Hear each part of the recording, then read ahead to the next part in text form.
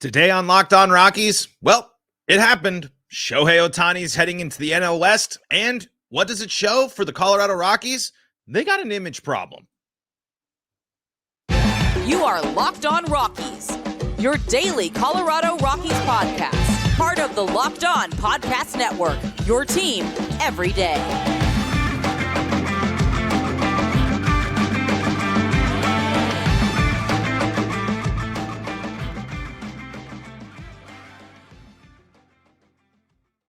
Rock on Rockies fans, welcome into the Locked On Rockies podcast for today, the 11th day of December in the year 2023. I'm your host of the Locked On Rockies podcast, Paul Holden, bringing you your daily Colorado Rockies talk right here on the Locked On Podcast Network, your team every day. That's our motto here on the Locked On Podcast Network. And if your team is the Colorado Rockies, guess what? You're in the right spot, because that's what we do around here is talk Rockies baseball every day. Except we're in our off-season mode now, so just a little bit of a PSA. You're going to see probably 3 episodes a week as we are in the quiet part of the baseball season. Gives us the time to, recharge and get ready to go. You'll still be getting at least 3 podcasts a week here from the Locked On Rockies podcast. Really still appreciate you making us your first listen of the day.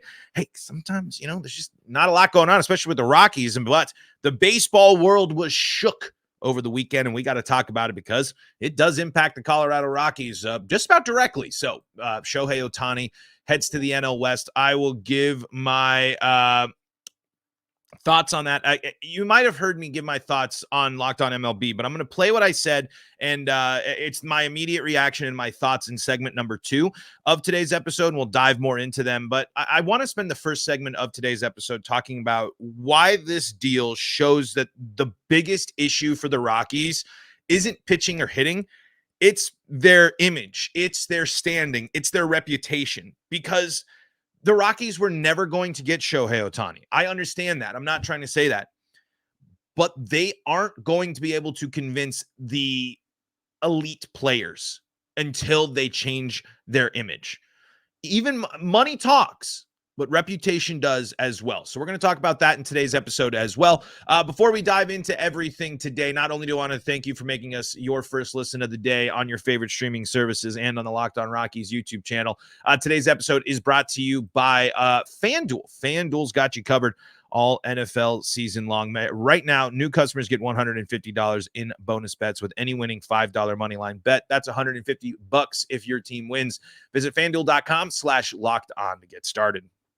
All right, let's start today's show by highlighting this and kind of just sitting here saying, holy crap. I mean, this is a big deal. I mean, the Rockies are now dealing with an even deeper Dodgers lineup. The mountain to the top of the mountain of the NL West just got infinitely more steep. And the Rockies, the shadow looming over the Rockies seems to have grown in this move. Simply put, I wasn't shocked that Shohei Ohtani ended up on the Dodgers. It's always the Dodgers. It is. It's always the Dodgers. It's always the Yankees. Even with the Yankees recently, they're always at least in the mix. There's the big legacy names and the big wealthy cities are going to have the best advantage when it comes to those players. What's so frustrating to me about the Rockies is they have yet to be able to create and craft a unique identity that goes hand in hand with where they play and who they are as ball players and everything. So what I mean by that is, at one point, the Rockies were offense.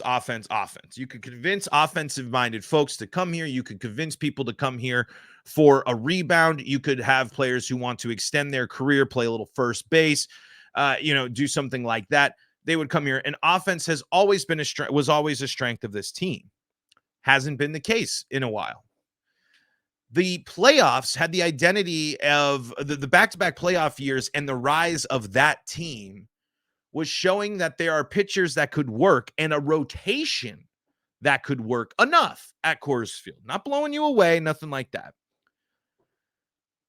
When I hear about the Ohtani deal, it just makes me think that the Rockies are so far off from being a destination from any player of massive impact, of major impact, of big impact. Yes, they went out there and they signed Chris Bryant in one of the biggest deals in that free agency period. That is true. But even then, it was a move that you were questioning of why that was the one that was made instead of other ones and sticking with players that you had and XYZ. So through this whole the Ohtani saga, I just realized again the Rockies truly don't have an identity. They're crafting one now, sure. They're working on one. I think that this is the most they've ever really acknowledged being a rebuild team, but you hear the comments from the winter meetings. They're not trying to shake it up. They're going to have to be a team making some pretty massive splashes in free agency throughout the Rockies can't just scrape the bargain bin anymore or just go after waiver wires. The Rockies need to become a team that can entice and bring in free agents to help their team, or else they're going to continue to be left behind.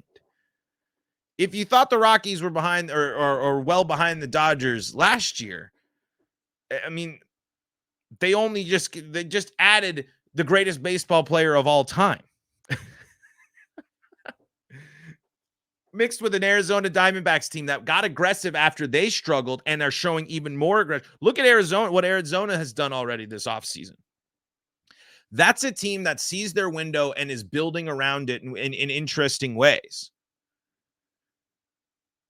The Giants are lurking and waiting to spend some money, and people are going to go to San Francisco. San Francisco knows how to win. Padres are in an interesting spot. I will concede that.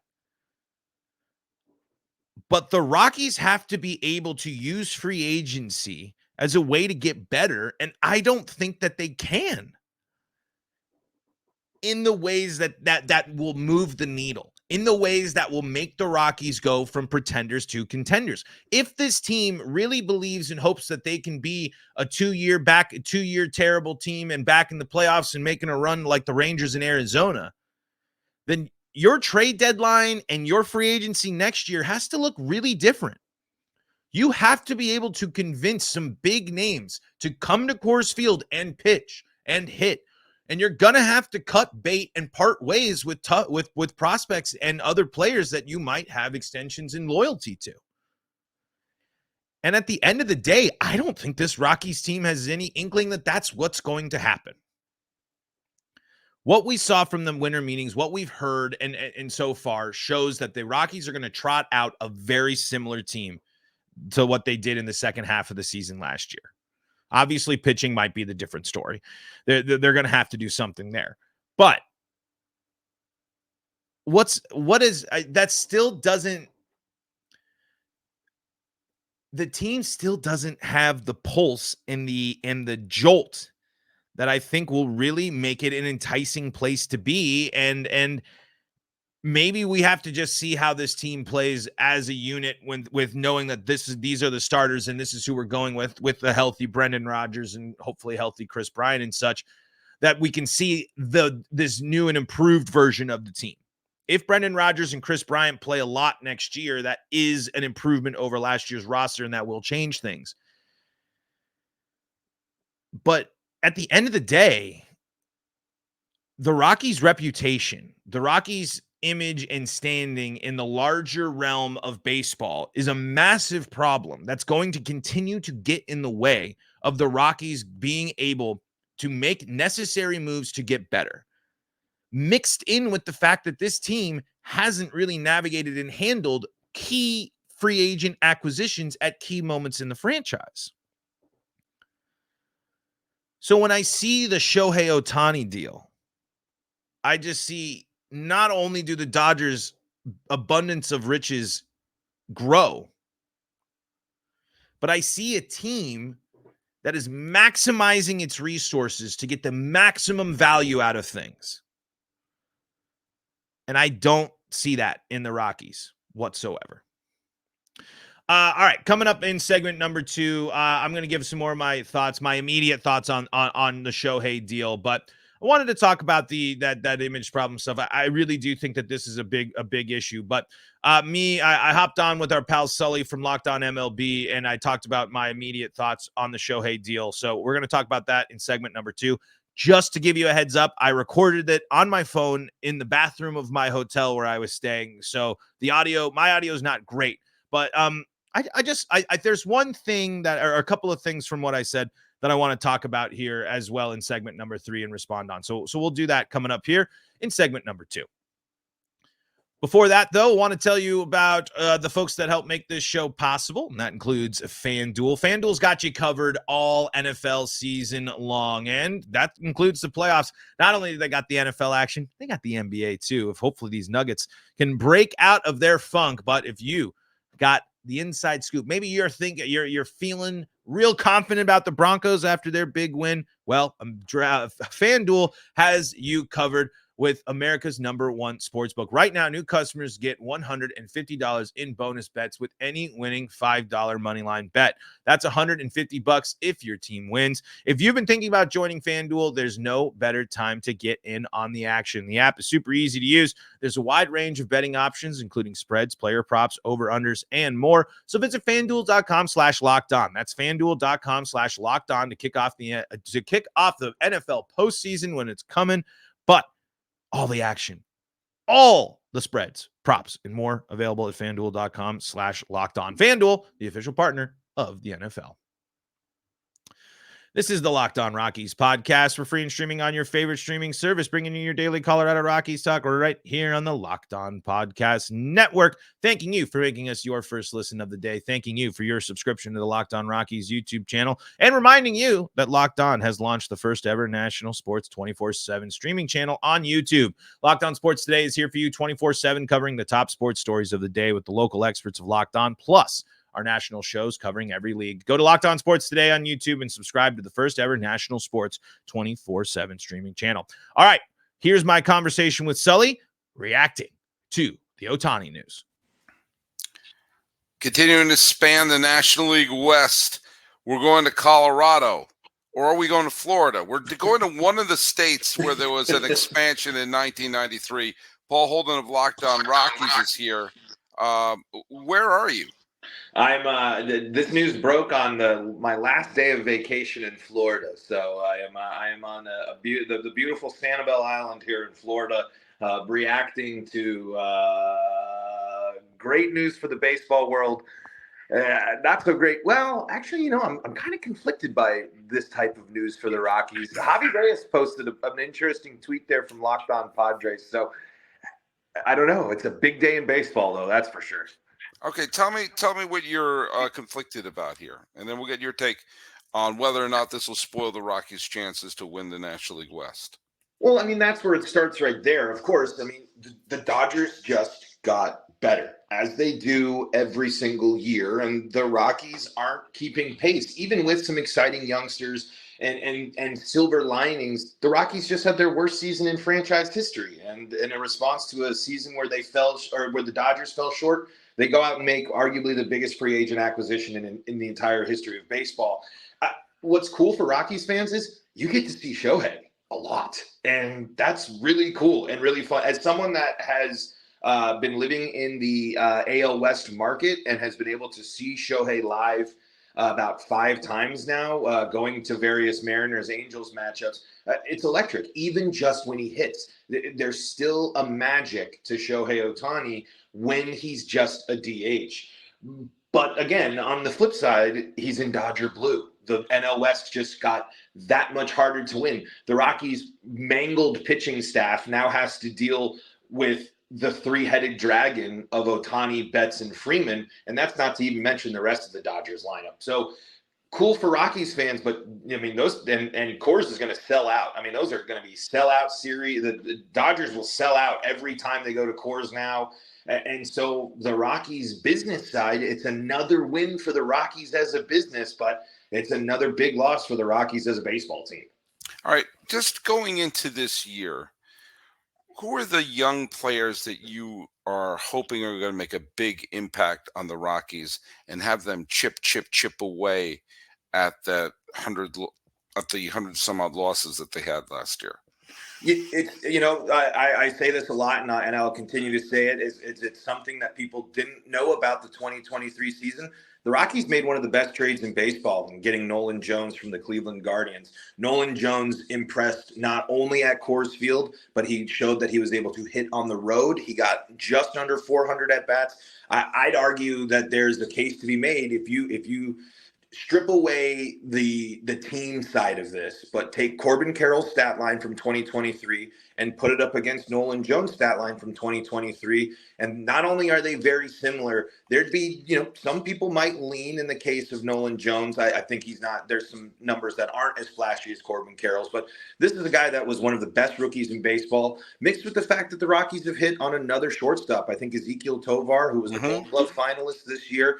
If he can take a step forward just like all of these guys, really, if he takes a step forward on offense and handles the big league level, the Rockies are going to have another stud shortstop. And the Rockies might have the best center fielder in Rockies history defensively. When you're looking at Brenton Doyle, you saw in the comments when Brenton Doyle won the Gold Glove this year, who's this guy?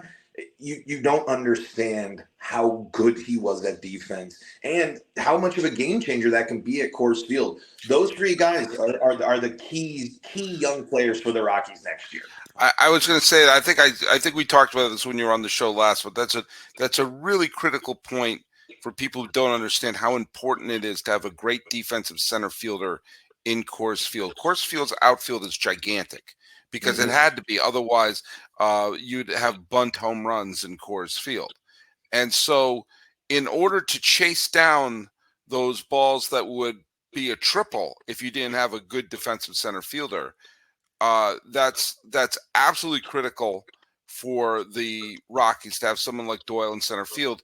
And that also gives them a little bit of leeway in left field or right field to have someone who's in the outfield because they're a pure hitter. Nolan Jones is filling that. I mean, Nolan Jones has a cannon. He's not the best. He's not the same type of defender as Brenton Doyle, but Nolan Jones proved that he's got an arm that can cut down. People were testing him, and he was acing those tests in the second half of the season. The Rockies lost a lot of games this year, and they lost a lot of games in the second half, but during the really tough stretches, the Rockies were beating some of the best teams in baseball through 7 innings of games consistently. In what was one of the worst stretches of the season, a couple of breaks going the Rockies' way could have turned it into actually one of the best stretches of the season and would have actually led to a little bit more eyebrows being raised by some of these Rockies young guys. But the mountain to climb is still really, really steep. But if the Rockies are going to take a step forward next year, those 3 guys are going to play a huge role in it. And this is a lot of pressure on Chris Forbes here, a lot of pressure on Bill Schmidt, the GM and the man who runs the farm. And again, you and I have mentioned this before. If you can't build a great pitching staff, which you're probably never going to do in Coors, you got to make sure you have airtight defense because, thin airtight defense, because you have to make sure you're at least preventing dumb runs. There's pitchers are gonna get lit up and let home runs, but you got to keep balls in the infield. Got to keep them in the infield. You got people tracking stuff down, and that's the key. And of course, Colorado lost 103 games last year. 2 years ago, Arizona lost 110 games and found themselves in the World Series. So, are they going to do that? I don't know. I would have thought the Rockies had a better shot than the D-backs, quite frankly. So, well, look at Paul Holden, before this move, I think the Rockies were going to finish in last place. And after this, I think they're going to finish in last place. Before this move, I think the Dodgers would have won 100-some-odd games. And now I think they're going to win 100-some-odd games. In the end, how much impact did this really have? For Dodgers and Dodgers fans, big. But for the Rockies, above all, not really. I mean, I don't think the goal is winning the division anytime soon. Really, it's just get back to fighting for that wild card. Be a team like the Phillies that can just get to October, give yourself a chance, do what the Diamondbacks did last year. The good news just always continues to roll in for the Dodgers. But let me put on my homer hat here a little bit. Let's see them now do it in the big time. There are no more excuses for this Dodgers team. And frankly, I don't really want to hear an offseason of trumpet blasting and Dodgers parade already happening because in the back of my mind, even with Ohtani, I'm going to sit here and say, until you're hoisting that World Series trophy, I'm going to doubt you a little bit in the playoffs because you haven't proved it to me with some of the best teams that have been assembled in the league in the last few years. And those are shots fired. I got to say something. I mean, from a mile high. From a mile high. Thanks, Paul Holden of Locked On Rockies. Thanks, Sully. Happy to be here. So there you go. And let's take a quick break after that. And I want to dive into a couple of things I said coming up here in segment number 3. This is the Locked On Rockies podcast for free and streaming on your favorite streaming service. We're bringing you your daily Colorado Rockies talk right here on the Locked On Podcast Network and the Locked On Rockies YouTube channel, where you can find your video versions of the podcast and where your subscriptions to the show really, really help. Biggest way to help the show, click that subscribe button and tell your friends to do the same if they like Rockies baseball and they like the show. All right, so you heard me give my thoughts, my immediate reactions. I want to kind of put one thing I didn't talk about in the beginning. It's a treat to have Shohei come and play a lot. It is actually cool to see Shohei play a lot as someone, as I mentioned there, as someone who's gotten to see Shohei play a few times here where I live. That is it. That's a cool baseball side, but I think it's going to be hard to see him. I think those tickets are going to be expensive. I think Coors is going to sell out. I think it's going to be tough to see Shohei Ohtani come and play. And it's going, and this was pointed out. I think Evan Lang, a friend of the show, pointed this out, or I believe it was Evan. But anyway, I saw on Twitter saying that it's going to be an even bigger Dodger takeover of Coors Field, and can't really argue with that. I mean, and whether it makes you sick to your stomach as a diehard fan, or if you're someone that sits there and shrugs or whatever, I mean, it's a moment again where I pointed it out. The Rockies as a business just benefited greatly from this. 14 games a year, you get to have the Shohei Ohtani bump. And that's math. It means a lot. Just a peek behind the curtains, you even put Shohei Ohtani in the name of a video, and it pops a little bit more. I mean, he has so much, everything surrounding him. I mean, he is truly the baseball superstar. And it is cool to see him. But on top of that, you got Mookie Betts and Freddie Freeman. You got a lineup of Rockies killers. You got a big payroll. You got a deep farm system. You got so many things to compete with. The Rockies have to start making responses. The status quo for the Colorado Rockies is unacceptable anymore in the NL West.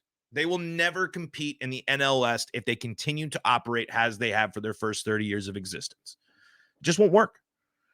They're going to be outspent. They're going to be out-developed. They're going to be out-researched. They're going to be out analyzed. This deal just kind of, again, was unfortunately a reminder of how far behind the Rockies are. And I just don't, this team, I can't sit here and say that I believe is going to fight back. It's going to be tough. I really like. This is a move where I just want to see how the Rockies can keep in step with this, because on the baseball field side, this rotation is going to get decimated by that Dodgers lineup. And now you have Ohtani coming in just to DH. I mean, it's not crazy to think the Rockies could be down 3 after the first 3 batters of the game every time they play the Dodgers. And I know that's not going to happen. I know that's me getting ahead of myself and such, but the point is, it was just at the end of the day, as fun as it will be to watch Shohei Ohtani play a lot, he's just going to cry. I mean, it comes at the expense of the Rockies. And that's what it just feels like for a lot of things. But that's baseball. That's how it is. That's the competition. I mean, it is a competition. Free agency is a competition. Team composition is a competition. There you go. A little rusty today from the break. But I mean, where do you go? You know,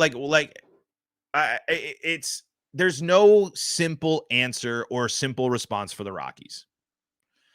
And even before Shohei coming to the Dodgers or not really isn't going to move the needle for the Rockies. I understand that and change a lot of their plans, I'm sure. But what does it change the plan for 2025, 2026, 10 years of Shohei Ohtani? And I believe he will contribute at an elite level for a significant portion of that contract. And that includes pitching when he returns to the mound. We'll see how the Rockies handle it. But a clear reminder that the biggest issue facing the Rockies isn't pitching or hitting. It's their image, it's their reputation, and it's their lack of identity that gets in the way of them being a team that's enticing for big name free agents to come and sign. Folks, that's going to do it for today's episode of Locked On Rockies. Thank you so much for making us your first listen of the day. Really, really do appreciate it. Really do appreciate all your subscriptions on the Locked On Rockies YouTube channel as well. Really, really do help. It helps a ton. So it is a big time help when you do so. And we really do appreciate you making us your first listen of the day. For your second listen of the day, you can go hear more from Sully on Locked On MLB, or we got lots going on in the world of Colorado sports. The Locked On Broncos, Locked On Avalanche, Locked On Nuggets, and Locked On Buffs podcasts all got you covered here on the Locked On Podcast Network. Folks, until next time, this is Paul Holden saying so long from the Locked On Rockies podcast.